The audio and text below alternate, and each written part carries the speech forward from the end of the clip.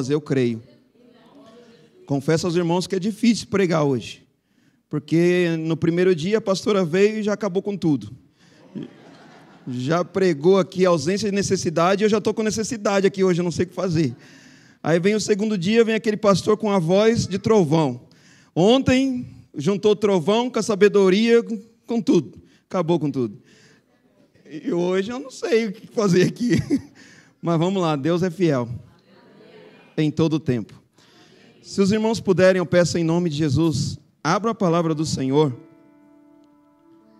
o nosso manual, lá no Antigo Testamento, no livro de 1 Samuel, no capítulo 17, 2 versículos apenas.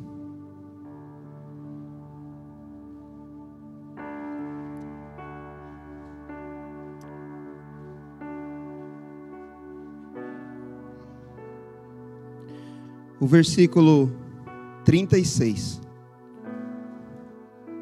1 Samuel, capítulo 17, versículo 36.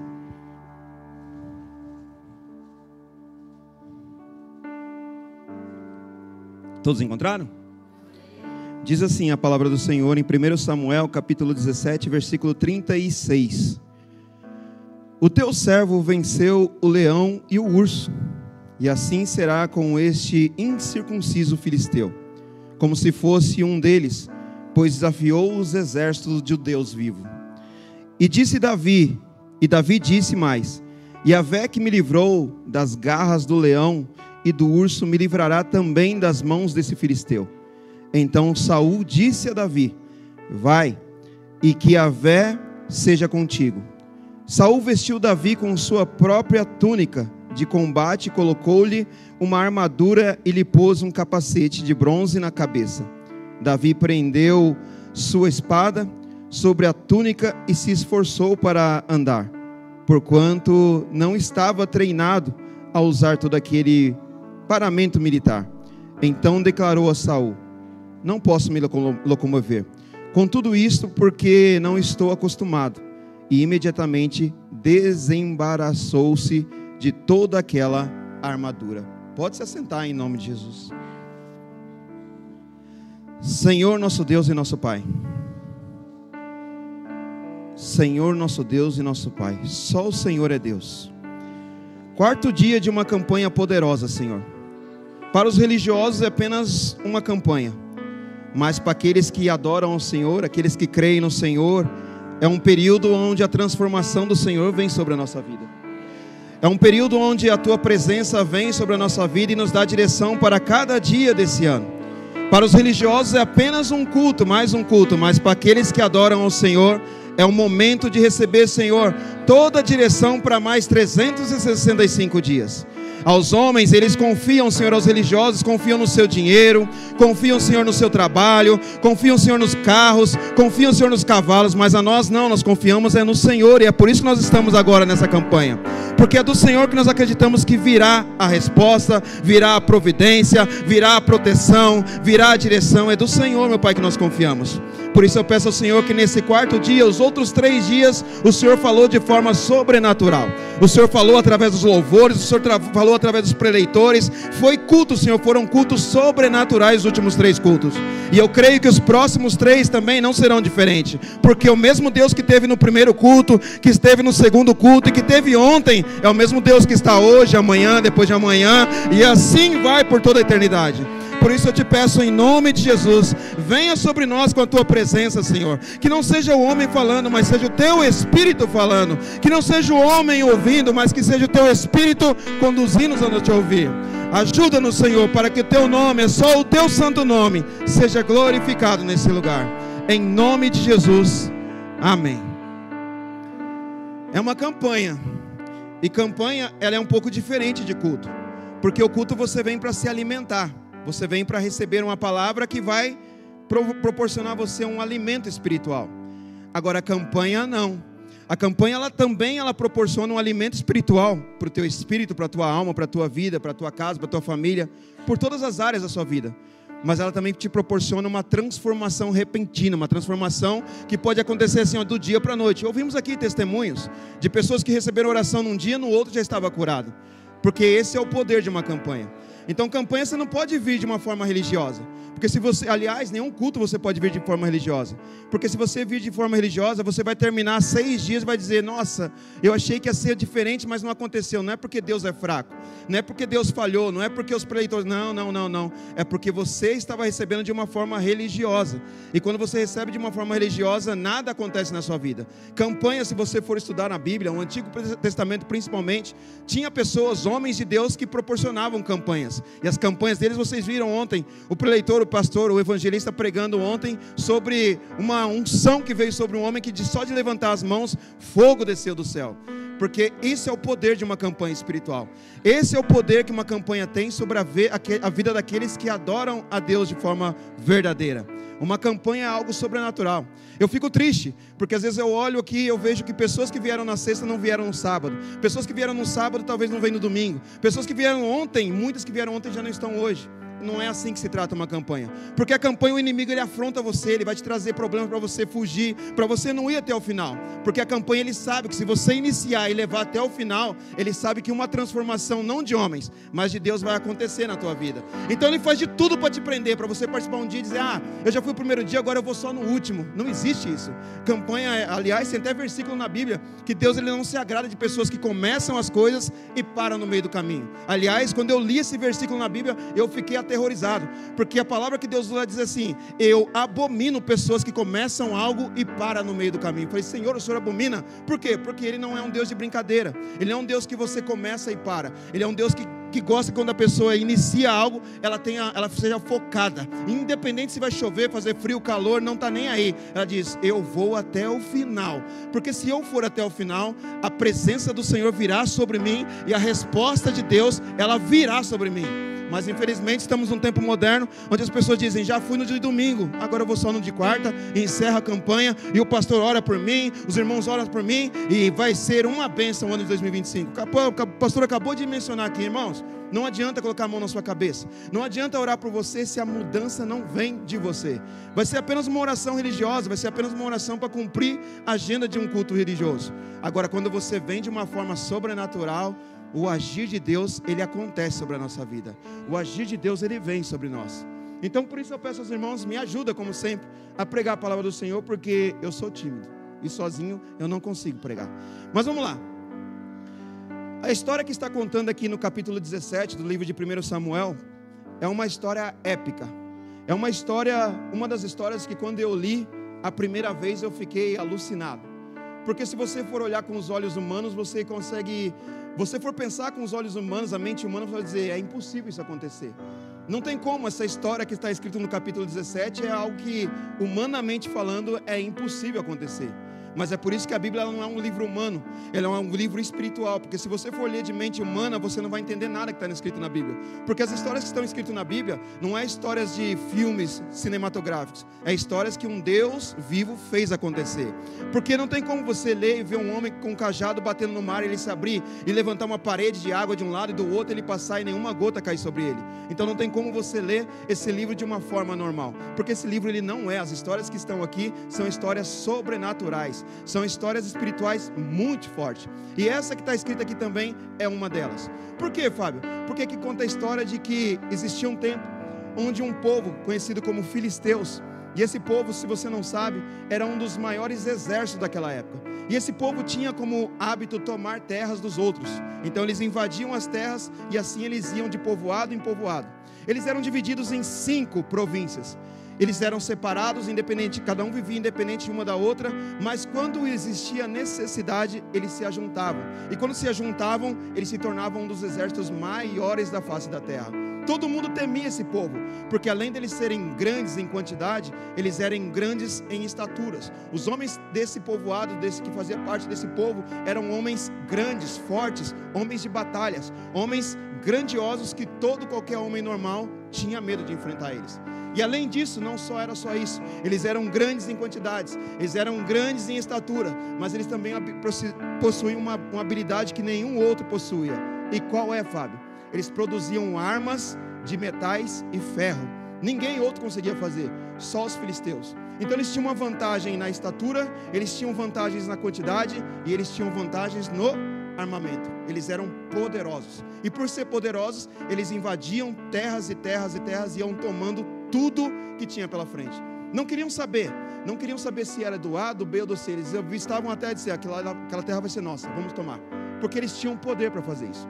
E além de eles serem grandes em quantidade, além de eles serem grandes em estaturas, além de eles serem habilidosos em produzir armas, eles também tinham a sua crença em deuses pagãos. Eles ofereciam oferendas a 3 deuses. Eles assim acreditavam na força desse Deus. Um era o Deus da água, o outro era o Deus do vento e o outro era o Deus da fertilidade. Eram os deuses que eles acreditavam. Além de acreditar nesses deuses, eles também acreditavam em encantamentos. Então toda vez que eles iam para uma guerra, eles faziam oferendas e se encantavam, porque eles acreditavam que através do encantamento e da feitiçaria, eles iam vencer qualquer outro exército. É por isso que todos os exércitos que iam se levantar contra os filisteus, eles tinham medo. E não foi diferente com o povo de Israel, porque chega uma época que eles querem tomar a terra prometida. Eles querem tomar aquilo que Deus concedeu ao seu povo. Eles olham para Israel e dizem, aquela terra vai ser nossa, esse povo vai ser nosso. Então eles se levantam contra Israel e vão com um exército grandioso para tomar então aquilo que Deus havia colocado como libertação. E eles dizem, vai ser tudo nosso, nós vamos tomar tudo para nós, não vai sobrar ninguém, tudo vai ser nosso. Interessante essa história, porque além deles terem as maiores habilidades, os povos, os homens maiores em quantidade, em estatura, os armamentos, eles tinham tudo. Eles vão enfrentar um povo que, além deles terem tudo, era um outro povo que teoricamente não tinha tanta habilidade, não tinha estatura, não tinha força, não tinha em quantidade como os filisteus tinham, mas eles tinham uma coisa que os filisteus não tinham. Pergunta assim, o que é, Fábio? Misericórdia. Você me ajuda aí, filhão? Pergunta assim, o que é, Fábio? Meu Deus. É uma campanha. Eu acho que você tem ar nos seus pulmões. Eu sei que lá atrás já está querendo dar uma cambaleada assim. Calma, calma, vai dar tudo certo. Só falta 3 dias. Se não contar hoje, só faltam 2. Vai ser bênção essa campanha. Pergunta assim, o que eles tinham, Fábio? Oh, glória! Os filisteus tinham tudo, mas eles não tinham a presença. O povo de Israel não tinha a habilidade que eles tinham. Não tinha os homens em estaturas e não tinha a quantidade, mas eles tinham. Mas é controverso essa história, porque teoricamente eles tinham Deus. E quem era Deus? Deus era aquele que os tirou do deserto. Deus era aquele que os tirou do Egito. Deus é aquele que abriu o mar. Deus é aquele que fez descer o maná. Deus é aquele que proporcionou a eles algo sobrenatural. Aquele povo tinha presenciado Deus fazer algo. Então teoricamente eles tinham tudo, não precisavam de força, porque a maior força estava com eles. Só que quando eles chegaram diante de um problema, que eram os filisteus, que eles fizeram? Eles tiveram medo. A Bíblia diz que esses homens se ajuntaram atrás de uma montanha e ali eles ficaram buscando uma estratégia. Como nós vamos fazer? Como que nós vamos vencer esse povo? Como é que nós vamos vencer esse exército? Quem que vai primeiro? Quem que vai por último? Vamos todos de uma vez? A Bíblia diz que esses homens ficaram ali durante 40 dias, não só pensando em como eles iriam vencer os filisteus, mas ficaram 40 dias diante de grande humilhação, porque os filisteus ficaram 40 dias e no meio desses filisteus existia um homem, cujo nome dele era Golias. E a Bíblia diz que Golias, ele tinha mais ou menos 3 metros e meio de altura.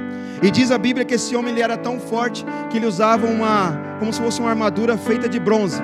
Que essa armadura pesava 60 quilos. Que a lança de Golias ela era tão pesada que só a ponta da lança de Golias pesava 7 quilos. Ou seja, ele era um homem muito forte. E esse homem então, além dos outros que eram fortes, ele vai à frente do exército dos filisteus e começam a gritar: tem homem aí? Eu vim para cá para lutar. Eu vim para cá para batalhar. E será que existe um homem no meio do povo de Israel que pode me enfrentar? Que pode vir aqui e me enfrentar e mostrar que realmente esse povo é um povo de batalha? E durante 40 dias a Bíblia diz que de manhã Golias afrontava o povo de Deus. A Bíblia diz que à tarde Golias afrontava o povo de Deus. E foram 40 dias desse mesmo modo, afrontando, afrontando, afrontando. E o povo que era o povo de Deus, que tinha o Deus a favor deles, o que eles fizeram? Simplesmente, o que nós vamos fazer? Nós vamos morrer. Quem que vai lá? Quem tem coragem? Eu não tenho. E você? Eu também não. Era o povo que tinha a própria presença, era um povo escolhido. Quem é a igreja de hoje? A igreja de hoje, se nós compararmos, até toda vez que eu tenho a oportunidade de ministrar, eu sempre falo isso, irmãos. A Bíblia é feita de histórias. Histórias que aconteceram no passado e que foram abençoadas por um Deus poderoso. A história ela já se passou um bom tempo. Mas o Deus desse bom tempo atrás é o mesmo Deus de hoje. E que também é o mesmo Deus de amanhã. Então a Bíblia se faz de histórias para que você leia ela, medite nela e que você se encaixe naquela história e pensa: peraí, existe um filisteu tentando se levantar contra a minha vida. Uma porta de desemprego, um filho que não sai das drogas, um casamento que está abalado, um emprego, uma empresa que não está indo muito bem, a minha vida espiritual que está cambaleando, meu ministério que não está crescendo.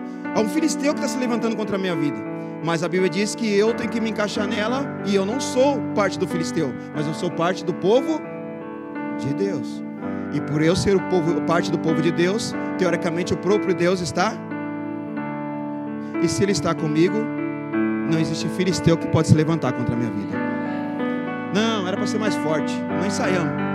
Se Deus Ele está comigo, é por isso que Ele olha para Josué e diz: Josué, não quero ver você desanimado não. Não quero ver você triste não. Mas por que, Deus? Porque eu, o teu Deus, estarei contigo em todo o... Então levanta a tua cabeça e vai, Josué. Vai, porque tem muita terra para você ainda. Então quando um problema levanta contra a minha vida, eu, por ser parte de uma igreja do século 21, uma igreja moderna, acabo esquecendo um pouco dos ensinamentos da igreja primitiva. E a igreja primitiva ela ensina: não existe furacão, tempestade, vento, muralha, seta, não existe nada que pode sobrepor o poder de Deus. E você, por ser um povo eleito de Deus, tudo aquilo que se levantar, você tem que ter a ousadia de Deus para dizer: levanta, mas com um único objetivo, é para... Vocês estão aqui? Segura na mão do irmãozinho assim, ó. Oh, glória. Sabia? Eu aprendi isso aí na faculdade. Que tudo aquilo que você escuta, 70% do que você escuta, daqui a pouco você não lembra mais. Isso é um fato científico. 70% do que você ouve, você não daqui a 10 minutos você não vai lembrar de mais nada. 70%, ou seja, você pega um culto de 1 hora, 70% daquele culto você vai, daqui a 1 hora você não vai lembrar mais dele. Porque o nosso cérebro ele não grava coisas auditivas. Aí diz a ciência que 70% você vai perder. E diz que 10% de tudo aquilo que você começar a interagir, você faz algum movimento, você entra no ambiente, você começa a gravar. E 5% que você escrever, você grava. É por isso que muitas vezes você vê as pessoas participando de culto. Pergunta para o meu irmão: o que foi pregado no culto de domingo? Não vai lembrar, por quê? Ele só ouviu. Ele não interagiu, ele não anotou, ele não participou, ele só ouviu. Se você for pegar, olha como que o negócio é controverso. Você vai numa escola, numa faculdade, o que você faz? Alguém vai para a faculdade, quem fez uma escola aqui, vai sem caderno?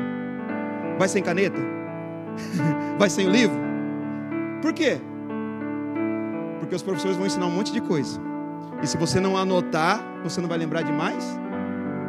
Agora, numa igreja que nós vamos para um culto que vai ter a transformação da nossa vida, o que a gente faz? Nem a Bíblia nós levamos mais. O caderno precisa, caneta muito menos. Mas a Bíblia, agora século 21, só de ouvir eu já vou lembrar. E não vai acontecer. É por isso que eu estou pedindo, meu irmão, pega no irmãozinho do irmão do lado aí. Chacoalha ele e diz assim. Chacoalha ele e diz assim, ó: povo de Deus, povo de Deus, Deus não te fez para andar caído, para andar desanimado, mas Deus te fez para ser um grande soldado, guerreiro na presença dEle, para que não seu nome, mas o nome de Deus seja glorificado na sua vida, em todas as manhãs, em todas as tardes, em todas as noites e em todo o tempo que Deus te conceder na sua vida. Por isso que muitas vezes você vê a igreja meio cambaleando, porque a igreja esquece de onde ela veio, por que ela veio, o propósito, o princípio dela. Que o princípio dela é, olha Jesus ensinando os apóstolos: vou te dar um espírito de ousadia. Para quê, Senhor? Para pisar na cabeça de cobras e não para ser picado por cobras. Ele diz: você vai pisar na cabeça da cobra e não vai ser picado pela cobra. Mas para isso eu te dou um espírito de ousadia. Mas eu, como o povo de Israel, acabo esquecendo da ousadia que Deus me concedeu. E aí eu venho numa campanha de 6 dias, determinando que os 12 meses vão ser abençoados, mas eu não sei quem eu sou na presença de Deus. E aí você acha que só por ter participado dos 6 dias de campanha, os seus 12 meses vão ser abençoados. Não vai levantar nenhuma muralhazinha, não vai, nenhum ventinho não vai soprar, nenhuma calúnia, nenhuma mentirinha não vai ser contada. Ah, não, muito pelo contrário. Se isso não acontecer, algo de errado está com a campanha. Porque quando o povo de Deus ele é escolhido, Satanás ele se levanta de uma forma furiosa. Por quê? Porque ele não quer ver a igreja crescer, ele quer ver a igreja desanimar, parar. Mas nós, por sermos o povo eleito de Deus, eu tenho que determinar todos os dias da minha vida: nada vai parar o propósito de Deus de acontecer na minha vida. Nada vai parar o propósito de Deus de acontecer na minha vida. Infelizmente são só 2, 3, 4, 5 ou 6 que estão recebendo. É assim mesmo que acontece. É por isso que eu vou falar mais uma vez: nada vai parar.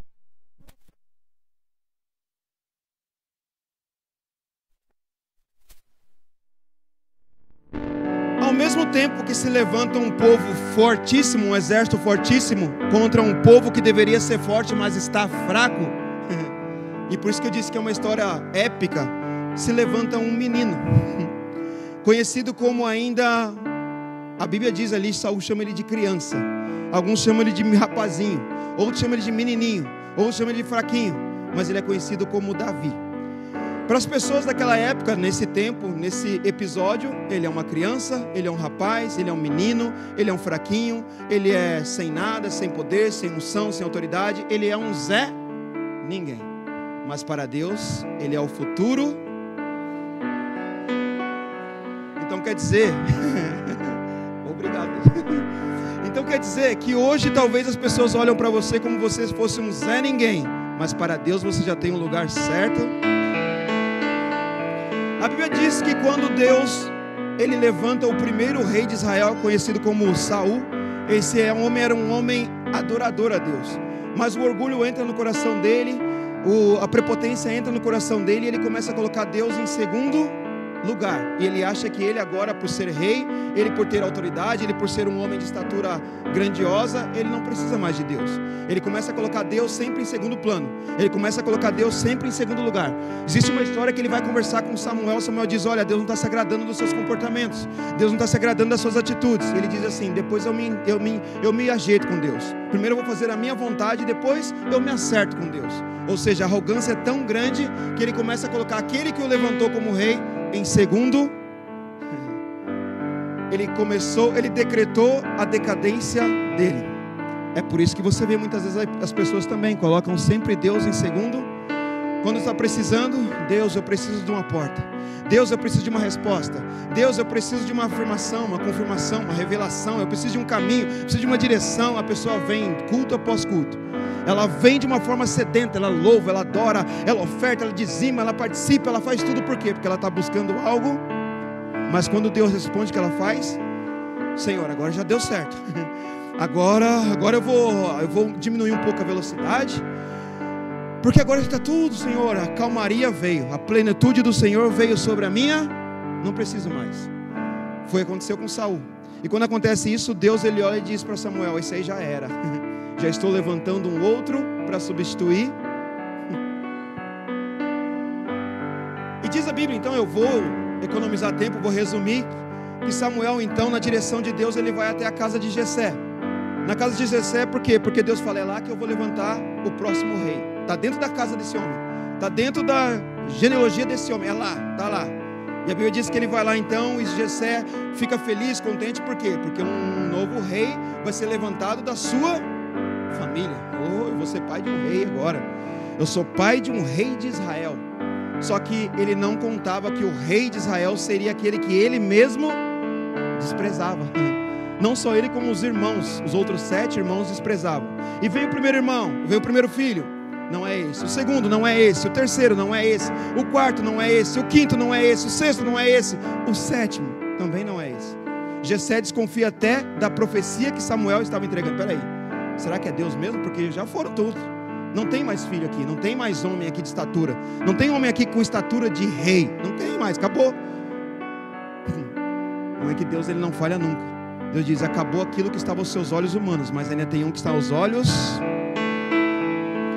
Aquele que nos seus olhos humanos não tem mais, mas aos olhos de Deus tem um ainda. Aonde? Tem, não sei porquê, mas tem.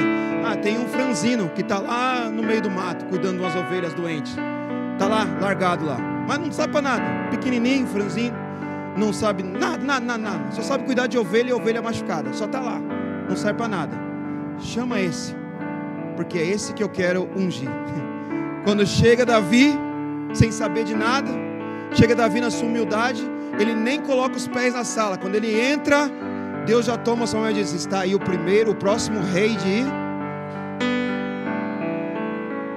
Só que existe uma outra controvérsia, porque naquela época é diferente de hoje. Hoje se elege um presidente através de eleição, um prefeito, um vereador, se elege as autoridades através de uma eleição. Naquela época não.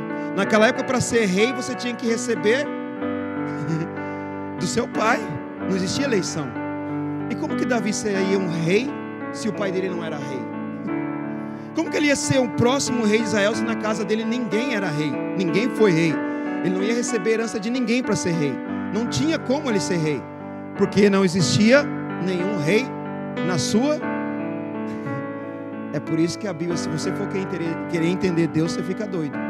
Porque Deus, ele pega aquilo que não é impossível e se torna... Às vezes a gente não entende. A gente fica querendo entender, mas por quê? Não queira. A Bíblia não pede para você entender Deus. A Bíblia só pede para você obedecer e adorar a Deus. Quando você obedece e adora a Deus, você entra no tempo de Deus. Você aprende a esperar em Deus. Porque se o Deus que te prometeu, não importa, a forma não é você quem vai definir. Não sabe se ele vai pôr de cabeça para baixo, se ele vai girar, não vai girar, não é problema seu, é problema de... O problema nosso é que muitas vezes a gente quer fazer o papel de Deus. Deus prometeu, então vai acontecer assim. Eu quero contar uma estratégia para tudo dar certo. E não vai dar certo. Porque a forma de Deus agir é diferente da forma como eu gostaria que ele agisse. Então ali teoricamente, quando um homem declara, fala, ele vai ser o próximo rei, todo mundo dá risada. Mas peraí, como é que ele vai ser rei? Que para ser rei, ele tem que vir de uma genealogia de rei. Ele tem que receber a herança de um rei. Jessé não era rei. O avô não era rei. Ninguém era rei. Então como é que Davi iria ser um rei? É por isso que muitas vezes a Bíblia diz assim, em tudo dai, porque nós não entendemos o que Deus tem por trás de cada... Ali Deus só declarou, esse é o próximo rei, mas ele não falou como ele ia fazer, ele só declara, é o próximo, passa-se o tempo, e chega o tempo então de Golias, que está afrontando o povo de Israel. E Jessé então, ele já velho, ele está preocupado, porque dentro do povo de Israel, que está ali para enfrentar os filisteus, está os teus 3 filhos mais velhos, eles estão no meio da guerra. Jessé então chama Davi e fala, Davi, pega esse pouco de farinha, pega esses queijos aqui, pega esse pouco de pão, 10 pães, e leva lá para os seus irmãos, porque já estão há 40 dias lá na batalha, entrega para eles que eles devem estar famintos, e traga para mim notícia dos seus irmãos, e não só notícia, mas traga evidência de que seus irmãos estão bem. Vai lá e volta logo para me trazer notícias e evidências de que seus 3 irmãos estão bem. Olha a loucura de Deus. E vai Davi, um menininho, uma criança, todos zombando dele, e ele chega no meio do exército do povo de Deus, Israel. E ele vai então até seus 3 irmãos e entrega aquilo que o seu pai manda entregar, que é o pouco de farinha, os queijos e os 10 pães. E ele vê que está aquele alvoroço, ele não está entendendo nada. E ele então começa a perguntar, o que está acontecendo aqui? Porque ele vê um gigante gritando, ele vê uma multidão, um exército gigantesco preparado com armas poderosas para acabar com aquele povo que era o povo dele, povo de Israel. E ele então começa a perguntar, o que está acontecendo? Por que está essa bagunça? Por que ele não está gritando igual um doido? Ele não para lá de afrontar o nosso povo? Por que ele está chamando lá alguém para lutar com ele e está todo mundo aqui quieto? ninguém está fazendo nada, todo mundo meio que escondido, ninguém quer enfrentar o problema, ninguém quer ir lá resolver. O que está acontecendo aqui? A Bíblia diz que as pessoas que estão ao redor começam a zombar dele. Fala: menino, vai embora que você não sabe onde você se meteu. Sai daqui porque o negócio aqui vai ficar estreito. Não sabemos se vai ser hoje, amanhã ou depois de amanhã, mas o negócio aqui vai ficar tenso. Então vai embora. E a Bíblia diz então que ele vai até o seu irmão mais velho e vai perguntar para ele: o que aconteceu aqui, irmão? Por que está desse jeito? Por que aquele homem está gritando igual louco, está afrontando o nosso Deus, está zombando de nós? O que está acontecendo? E olha o sobrenatural de Deus. Ele foi fazer o quê? Levar mantimento para os seus. Quando ele vai perguntar para o seu irmão mais velho por que aquilo estava acontecendo, sabe o que o irmão dele mais velho fala? Você veio aqui para zombar? Você está fazendo o que aqui? Você não deveria estar aqui. Veio aqui para zombar de nós, né? O irmão dele começa a zombar e xingar ele. Só que o problema é que você olha, era o próprio, não era amigo, vizinho. Era o próprio, e ele foi para a... É por isso, pastor, que às vezes dentro da própria igreja parece que tem os irmãos dentro da própria igreja, mas trabalha contra. Quer cantar, não deixa cantar, ou faz de tudo para dar errado. Você vê ele que era o próprio dentro da casa, para a família, o irmão. Ele trava Davi dizendo: Davi, vai embora daqui, seu xarope. Você veio aqui para zombar, sai daqui, você não sabe o que está fazendo. Em vez do irmão dele receber ele, não, ele começa a proferir palavras negativas sobre Davi. Some daqui, menino, você é uma criança, você é fraco, você não pode. É por isso que muitas vezes as armadilhas do inimigo não vêm de longe, muitas vezes vêm da própria. Você quer fazer as coisas, mas tem um que está ali segurando você. Não precisa.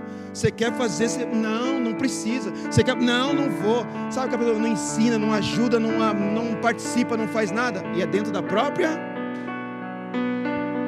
Era o irmão dele. Ele foi para ajudar o irmão dele, o próprio irmão dele, dizendo: xarope, vai embora daqui. A Bíblia diz que ele fica tão frustrado com o seu irmão que ele vai perguntar para outras: o que está acontecendo aqui? Por que está desse jeito? Por que o povo está amedrontado? Porque Davi servia, ele era adorador. Então ele estava na mente dele, tinha uma frustração, tinha uma dúvida, um ponto de interrogação gigantesco. Por quê? Porque ele adorava a Deus, e o povo dele era o povo, só que o povo estava amedrontado, o povo estava temeroso. A Bíblia diz que quando Golias começa a gritar, não só o povo, mas Saul, está escrito no próprio livro de Samuel, capítulo 17, está escrito que Saul e os seus soldados ficam amedrontados, ficam temerosos. Saul era rei, e o povo era o povo todo amedrontado, todo mundo fugindo, todo mundo se escondendo, todo mundo, meu Deus. E Davi naquilo gera um confronto na mente dele. Mas como pode? Nós somos povo de Deus, nosso Deus nos tirou do Egito, o nosso Deus nos levou no deserto, o nosso Deus abriu o mar, nosso Deus lançou pragas sobre Faraó, nosso Deus fez coisas sobrenaturais. E agora nós estamos aqui como ratos, fugindo, se escondendo, e ainda estão zombando de nós. Davi, na mente dele, se frustra, na mente dele gera um ponto de interrogação, porque não é para acontecer isso. Eu sou povo eleito de Deus. Se eu sou povo eleito de Deus, eu sou um povo eleito a vencer em nome, porque o nome de Deus, ele tem que ser glorificado na minha.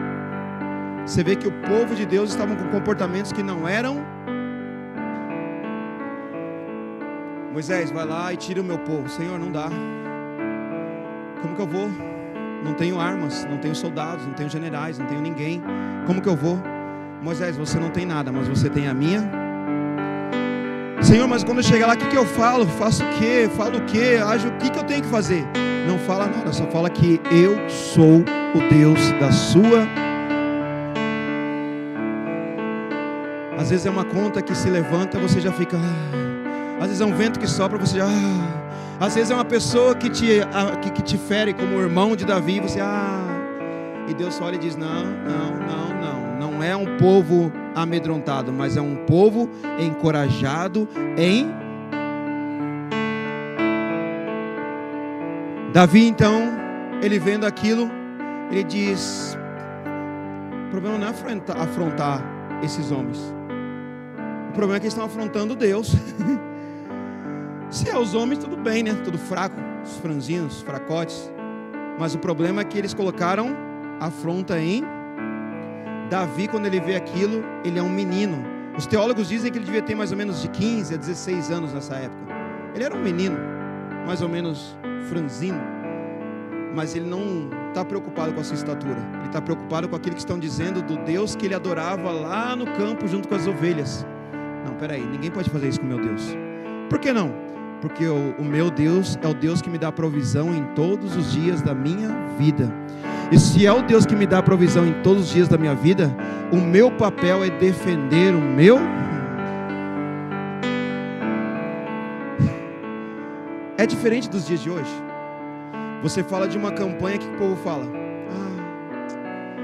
campanha de oração pelo bairro. Era o povo de Israel, os soldados naquela época.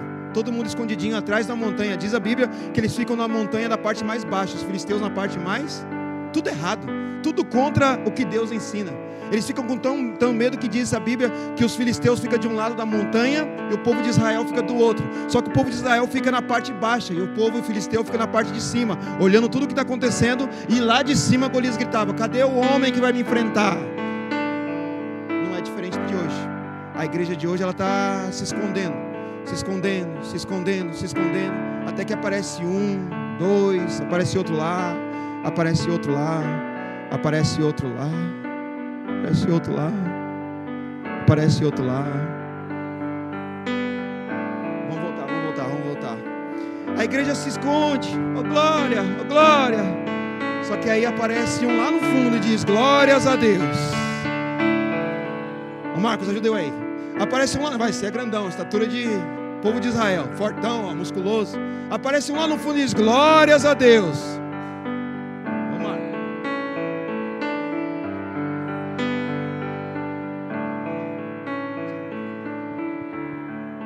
Alisson, vai, vamos com você, vai. Fortão, vai lá. Todo mundo escondidinho, na igreja, pastor, vai lá, vamos fazer campanha. Não, ninguém, tá todo mundo, glória a Deus, pastor, vai dar tudo certo e Deus vai honrar, mas ninguém quer fazer. Mas aí de vez em quando aparece um lá no canto, aparece outro lá no canto, outro lá no fundo, outro aqui na frente. E você viu que mesmo assim o meio ficou parado. Mesmo você incentivando glória, glória, glória, glória, um grita daqui, outro de lá, mas o meio parece que tem vergonha. Pastor, deixa para a próxima. Próxima conta comigo. O problema é que você não está falando com o pastor, você está falando com... Nunca dá nada, nunca pode nada, mas quer receber 6 dias de clamor, 12 meses. É o povo de Israel. E Davi fica alucinado com aquilo. Davi olha para aqui e fala: não pode, não dá. Eles não estão afrontando o povo, tudo bem, um monte de homem medroso mesmo, mas o problema é que eles não estão afrontando só o homem, estão afrontando o meu e o meu Deus, ninguém. Só que olha como no meio o mundo espiritual é. Quando Davi vê aquilo e vê Golias afrontando, ele pergunta, a primeira pergunta que ele faz é assim: o que acontece com quem matar aquele gigante lá? O que acontece quem foi lá enfrentar aquele homem lá e matar ele, vencer ele? Olha que menino louco. Aí os homens dizem assim: olha, o rei Saul disse que quem for lá e tiver coragem de enfrentar esse gigante e vencer ele, o rei disse que vai proporcionar a essa pessoa que for lá e vencer, que é algo quase impossível de acontecer, ele vai proporcionar muitas riquezas a essa pessoa. E não só riquezas, ele vai dar a mão da filha dele em casamento. E não só a mão da filha dele em casamento, mas ele vai fazer com que toda a família dessa pessoa que for lá enfrentar o gigante e vencer, não vai mais pagar em...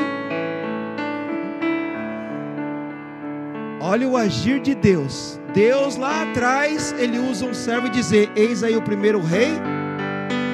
Só que para ser rei tem que ser descendente de... E qual era a proposta de Saul? Quem vencer vai ter a mão da minha filha em... Ou seja, recebe a herança de... Davi olha aquilo e fala: a minha oportunidade. É a minha oportunidade de ser rei e glorificar o nome. Então você vê que a primeira coisa de um homem de Deus, se você quiser, anota aí no seu celular, que eu sei que você não trouxe caderno mesmo, mas anota aí no seu celular, na sua mente, anota aí, primeira coisa que um homem ou uma mulher de Deus tem que ter para vencer nessa terra, a primeira coisa, ela tem que ter objetivo, ela tem que ter meta, ela tem que ter foco, ela tem que ter alguma coisa que ela tem que buscar.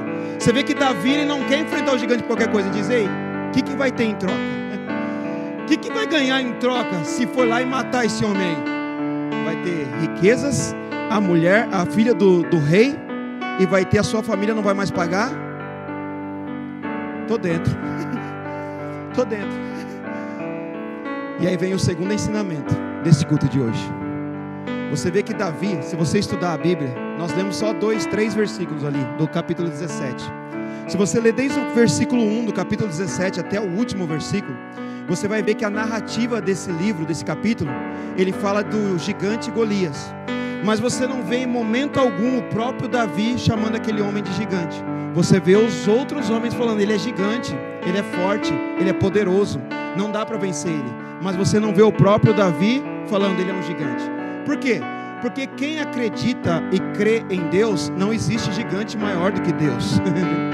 Quem serve a um Deus vivo, por maior que seja o seu problema, ele sempre vai ser menor do Deus que você. Davi era adorador. Davi, ele vivia no campo adorando a Deus. Quando ele vê gigante, quando ele vê Golias, para ele não estava vendo Golias, para ele estava vendo uma promoção no mundo espiritual para ele.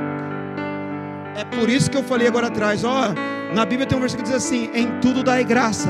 Só que o problema é que qualquer problema que se levanta contra nós, qual que é a nossa função? Murmurar, reclamar, exaltar o problema, colocar o problema como se fosse o maior problema da família. Irmão, você está com um problema? Mas o meu é maior que o seu. Olha, você está assim, irmã Terezinha, mas olha só o meu. Sempre o nosso problema, ele é maior, maior, maior. E se você for olhar, estudar a Bíblia, você vê que Deus não se agrada disso, porque ele tanto colocou um versículo, em tudo dai. Você não vê Davi dizendo, como é que eu vou fazer para vencer esse gigante?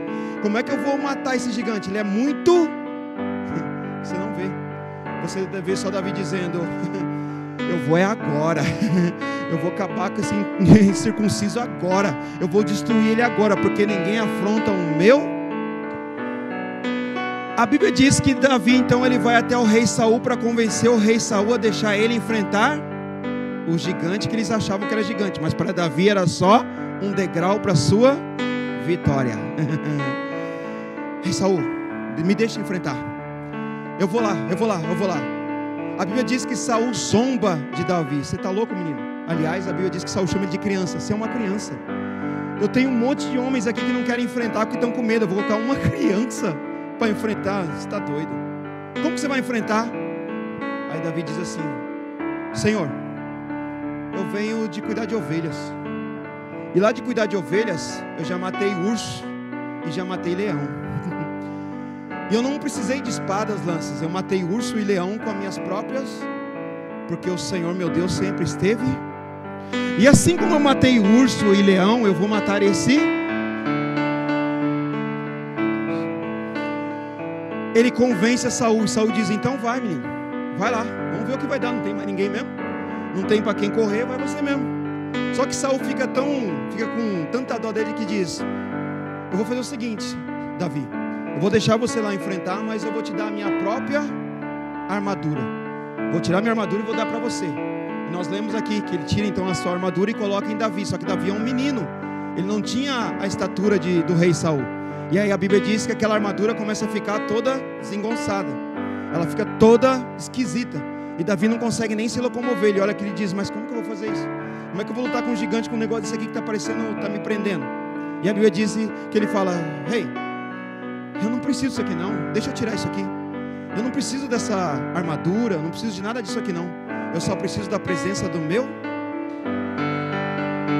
É por isso que muitas vezes a gente quer fazer as coisas em qualquer área da nossa vida, seja espiritual, seja na nossa casa, seja na igreja, seja no trabalho. Eu sempre coloco assim, quando eu tiver tal coisa eu faço, quando eu receber tal coisa eu faço, quando eu fizer tal curso eu faço, quando eu tiver tal microfone eu faço, quando eu tiver tal instrumento eu faço, quando eu tiver tal coisa eu faço. Você vê que Davi fala, não, eu não quero nada disso, eu quero a presença, porque não precisa, quando você tem a presença não precisa de mais nada, a não ser adorar. E a Bíblia diz então que ele vai até o gigante, que todos chamavam, menos ele. E quando ele chega à frente o gigante olha para ele e diz, não é possível. Eu estou há 40 dias aqui, clamando por um homem para lutar comigo, e vocês me mandam um menino.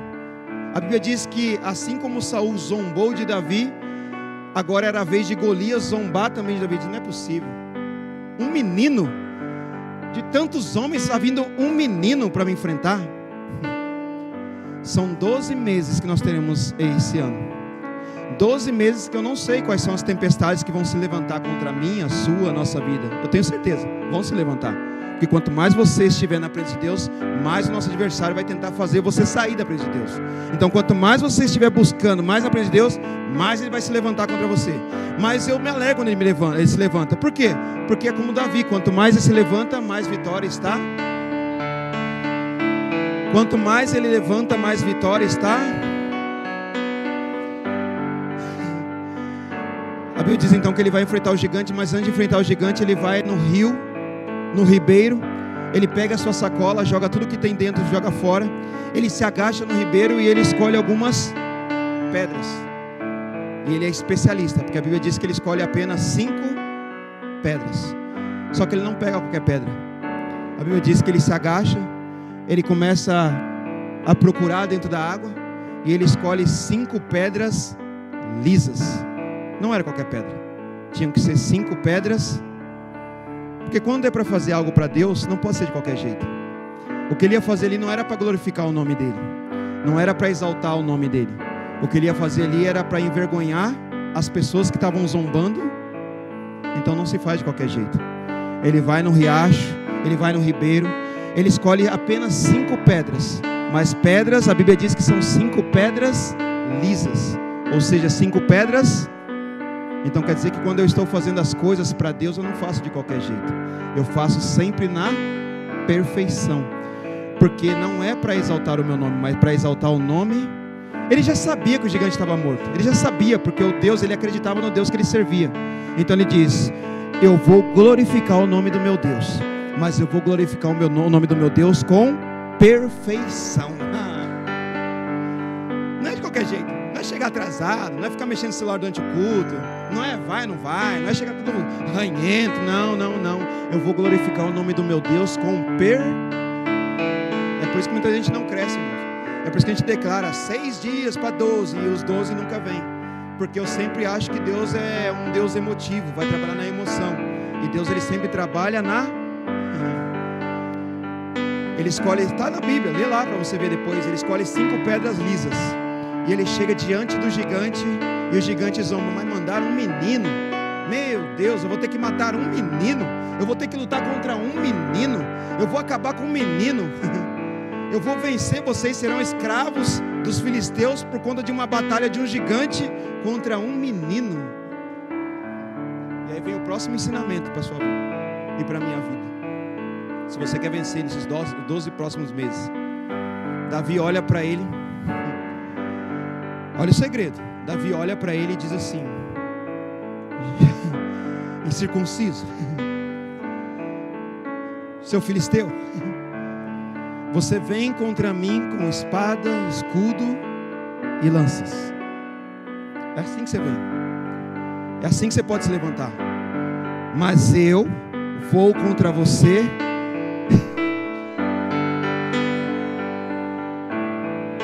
você vem com escudo, você vem com lança, e você vem com espada, e eu vou contra você debaixo da presença.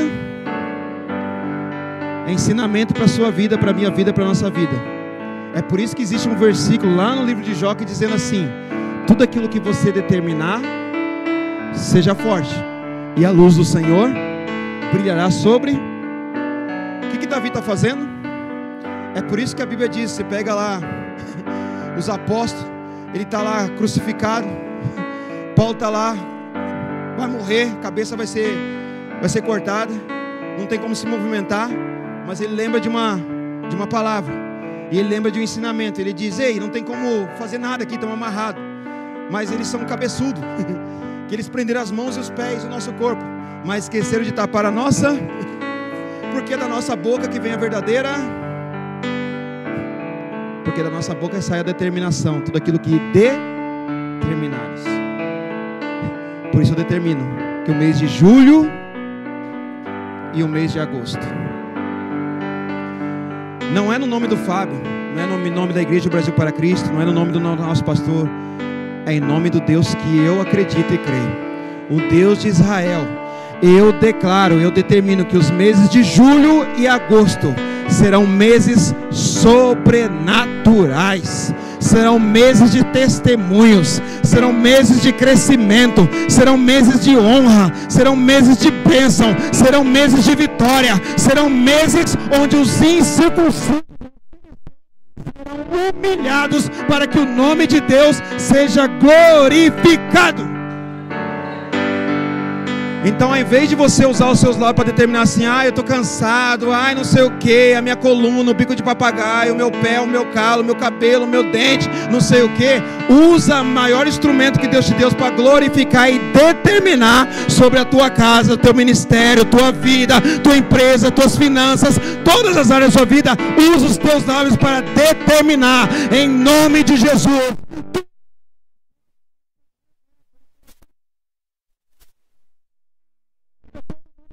Mas Davi diz, você vem com esses escudos seus, você vem com a sua lança, você vem com a sua espada, mas eu vou contra ti na presença do...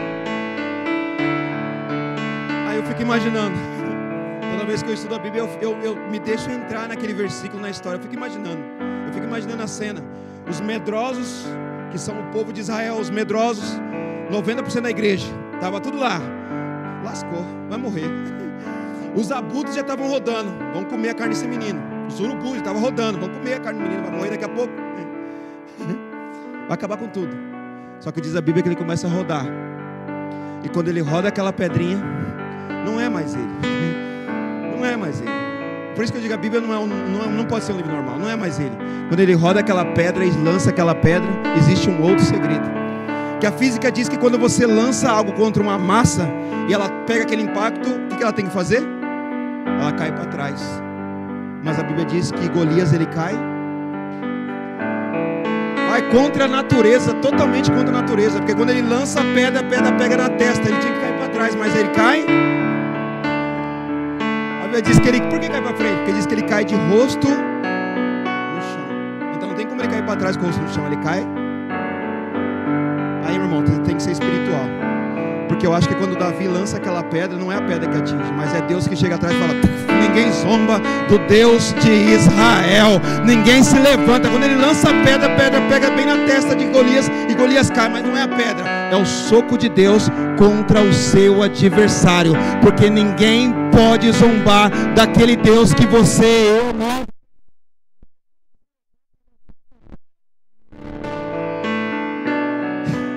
E aí vem o improvável de Deus. A Bíblia diz que o gigante cai. Davi corta a cabeça do gigante, levanta a cabeça e diz, aqui está o zombador do Deus de Israel. E a Bíblia diz que a partir daquele momento, Saul tem que cumprir a sua promessa. E qual era a promessa? Casa com a filha do rei, para no futuro se tornar. E a promessa de Deus, ela tem que se... Tudo que Deus prometeu para você, não importa o tempo, mas no momento certo tem que acontecer. No momento certo tem que acontecer. Deus abençoe, meus irmãos.